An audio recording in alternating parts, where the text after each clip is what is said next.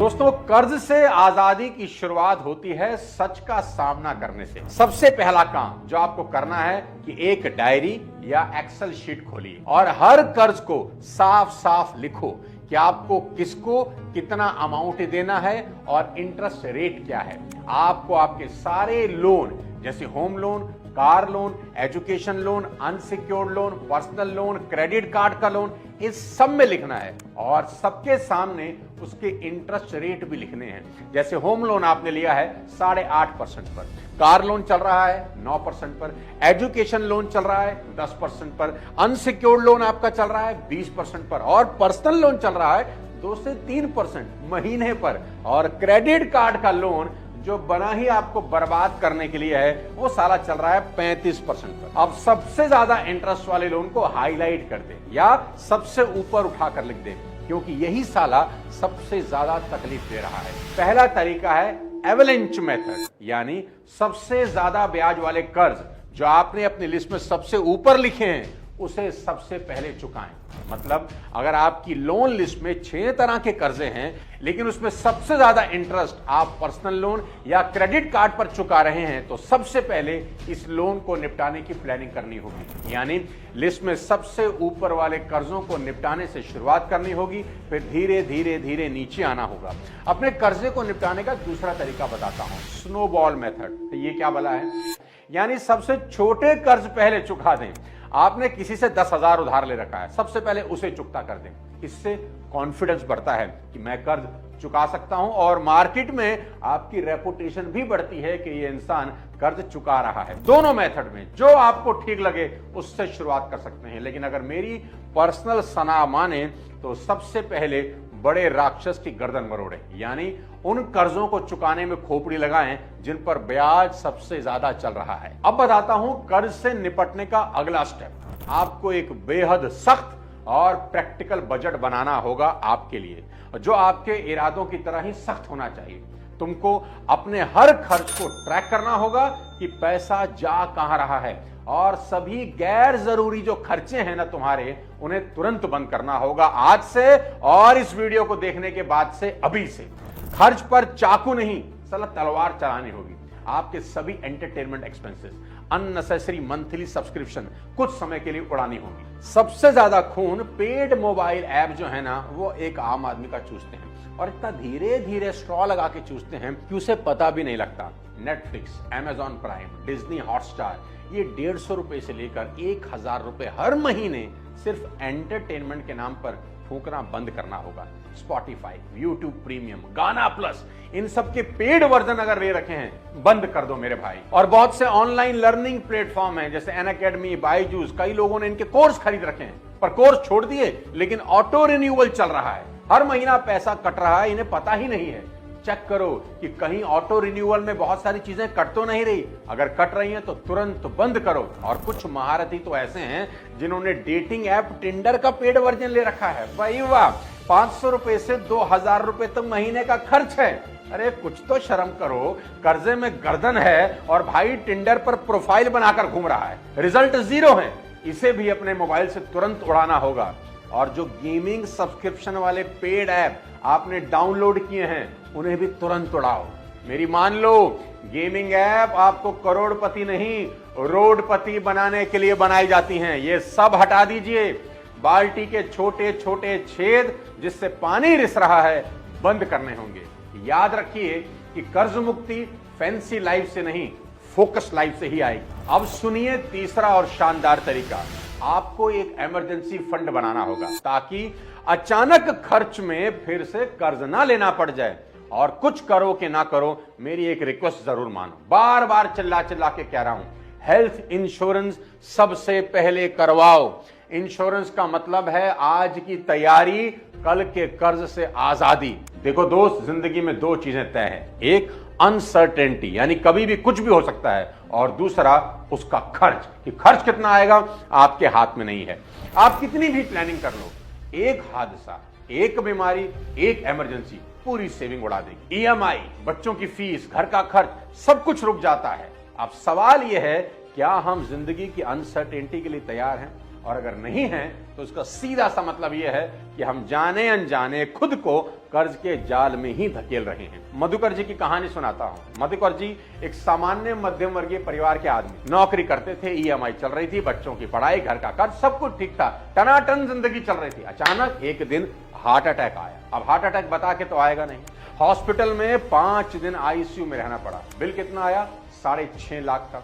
घर में इतने पैसे थे नहीं, ना हेल्थ इंश्योरेंस कराया था, ना इमरजेंसी फंड था। अब क्या करेंगे? पर्सनल लोन ले लो जी, क्रेडिट कार्ड स्वाइप करा दो जी, रिलेटिव से पैसे मांगो, और कोई रास्ता ही नहीं। आज 2 साल बाद भी 6.5 लाख के उसी कर्ज को चुका रहे हैं और ईएमआई से दम घुट रहा है। अब सोचो, अगर उस दिन उनके पास 500-600 रुपए मंथली वाला हेल्थ इंश्योरेंस होता तो क्या आज वो कर्ज में डूबे होते? इंश्योरेंस पैसे की बर्बादी नहीं है, ये कर्ज से बचने की सबसे सस्ती और समझदार पॉलिसी है। अपना हेल्थ इंश्योरेंस जरूर करवाएं ताकि किसी अनहोनी में किसी के आगे हाथ ना फैलाने पड़े। और आज ये कराना बहुत आसान है मेरे दोस्त, आपको कहीं नहीं जाना। पॉलिसी बाजार पर जाइए, यहाँ 51 से भी ज्यादा इंश्योरेंस पार्टनर में से अपने लिए बेस्ट प्लान ले सकते हैं। 1 करोड़ का हेल्थ कवर सिर्फ 390 रुपए में मिल जाता है और डेडिकेटेड रिलेशनशिप मैनेजर भी आपको मिलता है। अगर आप इंश्योरेंस अभी कराते हैं तो आपको हेल्थ इंश्योरेंस पर अभी 25% डिस्काउंट भी मिल जाएगा। और तो और हेल्थ इंश्योरेंस पर सेक्शन 80D में 75,000 तक की टैक्स सेविंग भी कर सकते हैं। अभी क्लिक करिए, लिंक डिस्क्रिप्शन में आपकी हेल्प के लिए दे रहा हूं। और याद रखिए, इंश्योरेंस वो छाता है जो बारिश से पहले खरीदा जाता है, और अगर बारिश आ जाए और तुम्हारे पास छाता ना हो तो भीगना तय है, और कर्ज उस भीगने की ही कीमत है। अब बताता हूं कर्ज मुक्ति से चौथा शानदार तरीका। दोस्तों, कभी सोचा है हमारे घर में ऐसे कितने सामान हैं जो पिछले 6 महीने से हमने छुए तक नहीं? घर के कोने में धूल खा रहा सामान शायद आज तुम्हारी कर्ज से आजादी की पहली सीढ़ी बन सकता है। Sell unnecessary items of your home. 2-4 किश्तें तो यहीं से निकल आएंगी आपके लोन की। जिस सामान का इस्तेमाल 6 महीने से आप नहीं कर रहे, इसका मतलब वो आज इतना जरूरी नहीं है, वो सिर्फ एक डेप्रिशिएटिंग असेट है। आपका वो पुराना मोबाइल फोन, बंद पड़ा लैपटॉप, एक्स्ट्रा कुर्सी, पुराना फ्रिज, ट्रेडमिल जिस पर कपड़े सुखा रहे हो आजकल, बंद पड़ा आपका माइक्रोवेव ओवन, पुरानी कोई टीवी, कोई पुराना कैमरा, पुरानी रखी कोई साइकिल, किताबें जिसका इस्तेमाल नहीं हो रहा, कोई पुराना म्यूजिकल इंस्ट्रूमेंट, पुरानी वॉशिंग मशीन, पुराने बैग अगर पड़े हैं घर में, सबको बेच डालो। OLX पे जाओ, क्विकर पे जाओ, फेसबुक मार्केट प्लेस जैसे प्लेटफॉर्म पर डालो, और जो पैसे आए उन्हें अपने कर्ज को मारने में लगाओ। याद रखो, ये कबाड़ नहीं है, ये तुम्हारा कैश है जो बस एक एक्शन का इंतजार कर रहा है। घर में ढूंढो कहां कहां चीजें पड़ी हैं जिसका इस्तेमाल नहीं हो रहा, इकट्ठी करो, बेचो, कुछ ना कुछ कर्जा आपका जरूर उतरेगा। एक आदमी ने बताया कि उसने घर की बेकार चीजों को बेचकर 27,000 रुपए कमाए और उसी से क्रेडिट कार्ड के अपने बिल चुका दिए। दोस्तों, कर्ज से आजादी फैंसी इनकम से नहीं, सिंपल एक्शन से आती है। हर बेकार सामान एक छुपा हुआ कैश ही है जो सिर्फ आपके एक एक्शन का इंतजार कर रहा है। तो आज और अभी ढूंढो घर में क्या है जो काम नहीं आ रहा, बेचो और कोई ना कोई ईएमआई करो। कर्ज से मुक्ति का 5वां और शानदार तरीका सुनो।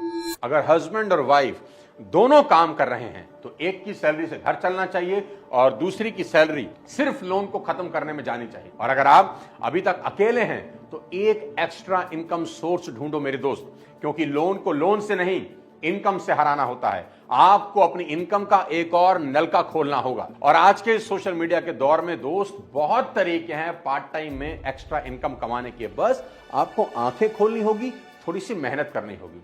आप सबसे पहले पार्ट टाइम में फ्रीलांसिंग कर सकते हैं। तरीका मुझसे सुनिए। कंटेंट राइटिंग एक ऑप्शन हो सकता है, लोगो डिजाइनिंग कर सकते हैं, वीडियो एडिटिंग कर सकते हैं, डेटा एंट्री भी ऑप्शन है। मैं तो कहता हूं जो आता है करो, बस खाली मत बैठो। आप इंश्योरेंस एजेंट बन सकते हैं, मल्टी लेवल मार्केटिंग में किसी स्टेबल कंपनी को ज्वाइन कर सकते हैं, पार्ट टाइम पैसा आएगा। वीकेंड के लिए किसी अच्छी जगह टूर गाइड बन सकते हो भाई, 2-3 हजार रुपए कमा के घर आओगे। अगर आपके पास गाड़ी है तो वीकेंड पर चलाओ, ओला उबर से कनेक्ट करो, हर दिन 1000 से 3000 रुपए तक कमा सकते हो। और अगर गाड़ी नहीं, बाइक है, कोई दिक्कत नहीं, रैपिडो से कनेक्ट करो, पार्ट टाइम में वहां से इनकम आ सकती है। और घर में अगर वाइफ, मदर या सिस्टर हैं तो वो tiffin service, home food delivery शुरू कर सकती हैं, खासकर पीजी एरियाज या वर्किंग प्रोफेशनल्स के लिए, जिसमें लागत तो है ही नहीं और महीने के कोई 20 से 25 हजार रुपए आप कमा सकते हो, जिससे लोन चुकाए जा सकते हैं। आप अपना सामान किराए पर दे सकते हो। अगर आपके पास कोई कैमरा पड़ा है, दो किसी को किराए पर, बाइक रखी है खाली खड़ी है, दो किसी को किराए पर,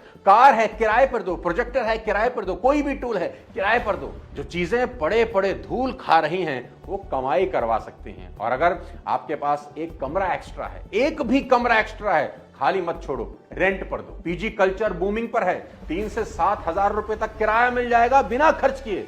हर महीने की एक ईएमआई उसी से निकल सकती है। दोस्तों, आपका कमाया हर एक्स्ट्रा 1000 रुपया भी एक हथियार है उस कर्ज के खिलाफ जो तुम्हारी आजादी को बंधक बना बैठा है। याद रखना मेरी बात, दुनिया में दो तरह के लोग होते हैं, एक जो खर्च काटते हैं, दूसरे जो कमाई बढ़ाते हैं। लेकिन जो दोनों करते हैं ना, वो शहंशाह बन जाते हैं और वही डेब्ट फ्री लेजेंड होते हैं। अब बताता हूं छठा शानदार तरीका।